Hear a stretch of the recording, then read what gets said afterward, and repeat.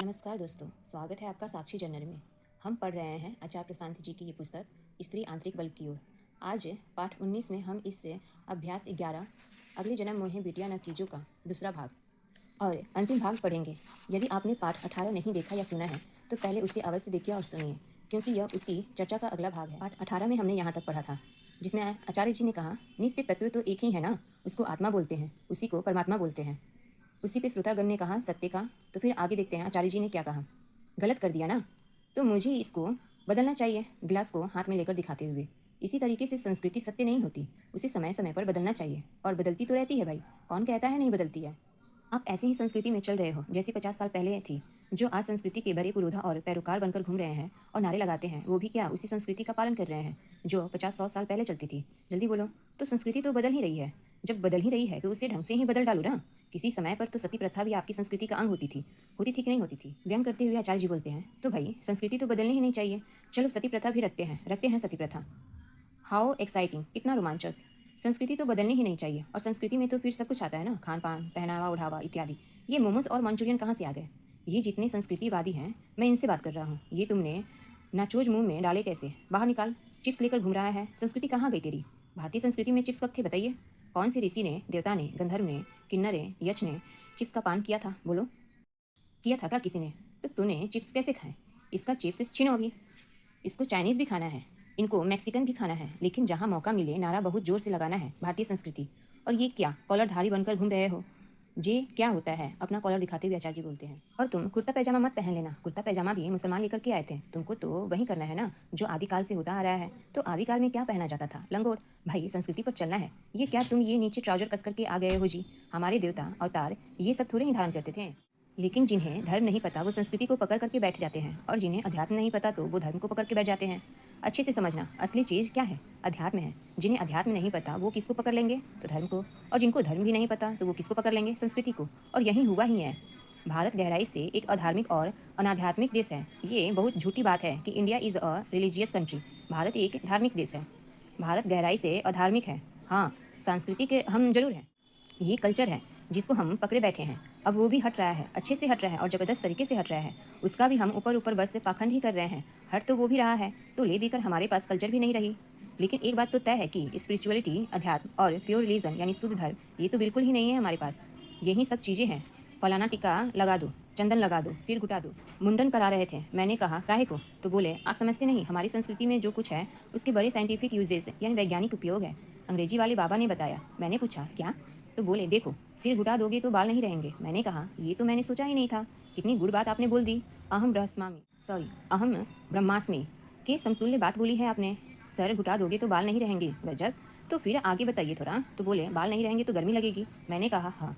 तो बोले इससे धैर्य विकसित होता है। तितिक्षा, तितिक्षा का क्या मतलब होता है? सुख दुख, भूख प्यास और धूप छाँव में एक सा रहना। तो उसके बाल इसलिए हटाए जाते हैं ताकि उसमें तितिक्षा विकसित हो। मैंने कहा धन्य हो महाराज, बताया किसने? तो बोले वो हैं, उन्होंने बताया है। वारे, यूं ही बाल मुड़ाने हैं तो मुंडा लो, कोई दिक्कत नहीं है। रखने में भी कोई बड़ी बात नहीं है, मुंडाने में भी कोई बड़ी बात नहीं है। लेकिन उसका संबंध धर्म से जुड़कर मत देखो ना भाई, क्योंकि धर्म का इन चीज़ों से कोई लेना देना नहीं है। नाक है छिदा रहे हैं, कान छिदा रहे हैं, मंगलसूत्र, 50 तरीके की अंगूठियाँ, वो वास्तुशास्त्र, न्यूमरोलॉजी, ये सब के सब, और जितने ज्योतिष वाले हैं जो बताते हैं, माइंड रीडर, मन पढ़ लेने वाले घूम रहे हैं, देखकर बता देंगे कि माइंड में क्या चल रहा है।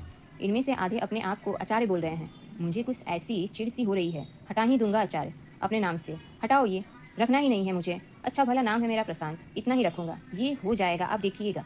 जिसको देखो वहीं तो क्या है, वो दुकान खोल करके सड़क किनारे बैठ गए हैं, वो वहाँ पर तोता रखे हुए हैं, वो आचार्य जी हैं। उनको ही आचार्य जी रहने दो, फिर मुझे नहीं होना है। तोता क्या करता है जानते हो? तो सारे श्रोतागण बोल रहे हैं भविष्य बताता है। तो इस पे आचार्य जी बोलते हैं वो आचार्य जी है, और आप उन्हें बोल भी रहे हो। आचार्य का मतलब होता है एक सम्मानीय शिक्षक, जिससे कुछ सीखो, जो जिंदगी जीना, जिंदगी आचरित करना सिखाए, उसको आचार्य कहते हैं। वो जो तोता वाला है वो आपको जिंदगी आचरित करना सिखा रहा है क्या?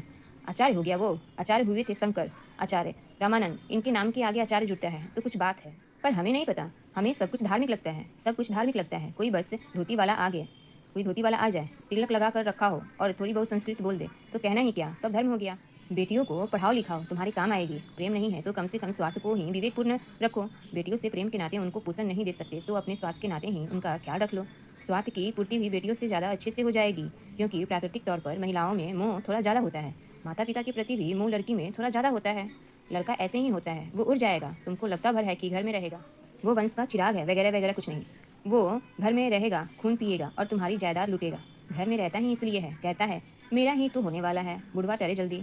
लड़की सेवा कर देती है, वो ज़्यादा काम आती है, तो अपने स्वार्थ के लिए ही सही लड़की की बेहतर देखभाल कर लो। समझ में आ रही है कुछ बात? दोस्तों, यहाँ लेखक केवल महिलाओं की समस्याओं का वर्णन नहीं कर रहे हैं, बल्कि उस सोच पर प्रश्न उठा रहे हैं जो सदियों से समाज में चली आ रही है। तो आइए आगे पढ़ते हैं और समझते हैं कि इससे अभ्यास का निष्कर्ष क्या होता है और क्या है।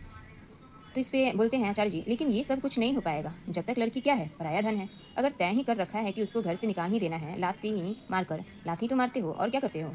वो कितना भी कहती है कि मुझे नहीं करनी शादी, मैं नहीं कहीं जाना चाहती, उसको तो जबरदस्ती बांध कर भगा देते हो ना घर से।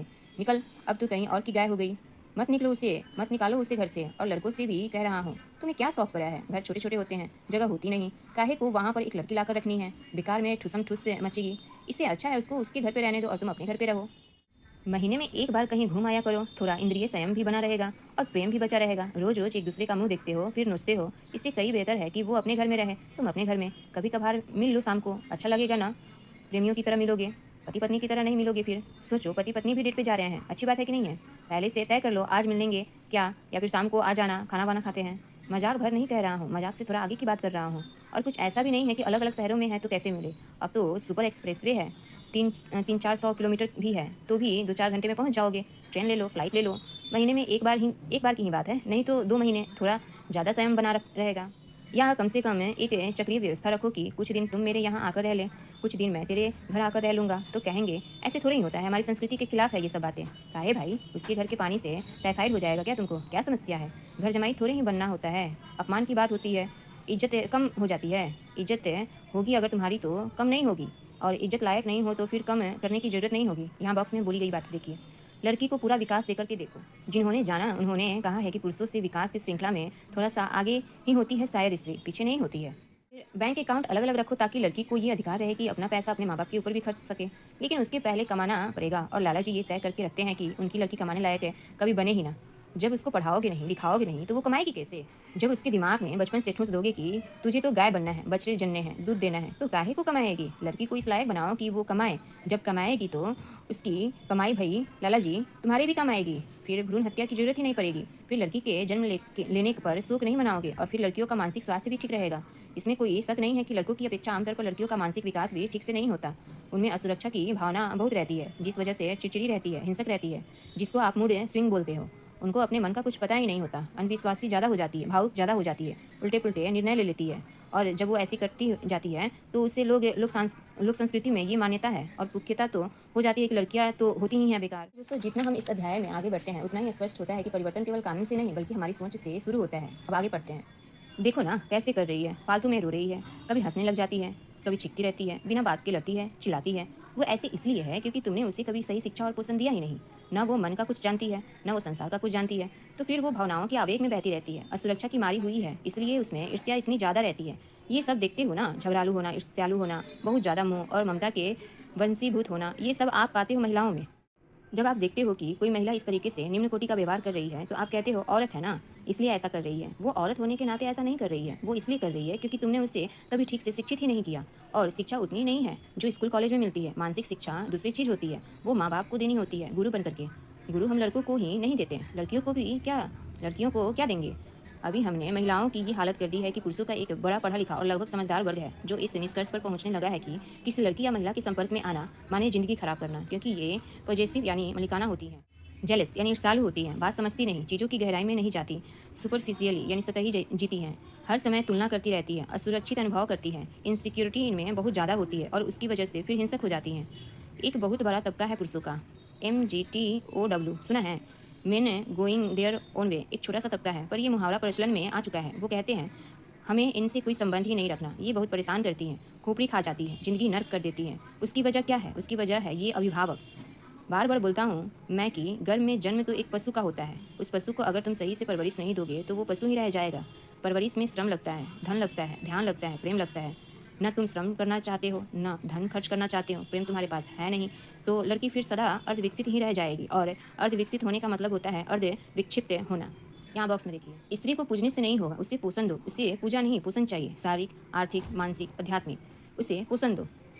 लड़की को पूरा विकास देकर के देखो, जिन्होंने जाना उन्होंने कहा है कि पुरुषों से विकास की श्रृंखला में थोड़ा सा आगे ही होती है शायद स्त्री, पीछे नहीं होती है। शायद कर्मभूमि है जिसमें प्रेमचंद्र कहते हैं कि पुरुष जब आंतरिक विकास में आगे बढ़ने लगता है तब वो कुछ कुछ स्त्री जैसा होने लगता है।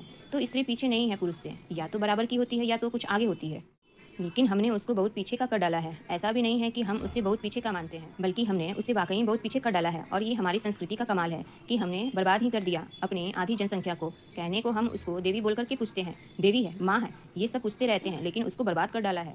पूजने से नहीं होगा, पोषण दो उसे। पूजा नहीं, पोषण चाहिए। तो किस तरह से दो पोषण? शारीरिक, आर्थिक, मानसिक और आध्यात्मिक, इन तरीकों से उसे पोषण दो। तो दोस्तों, अभ्यास 11 अगले जन्म मोहे बिटिया न कीजो यही पूर्ण होता है।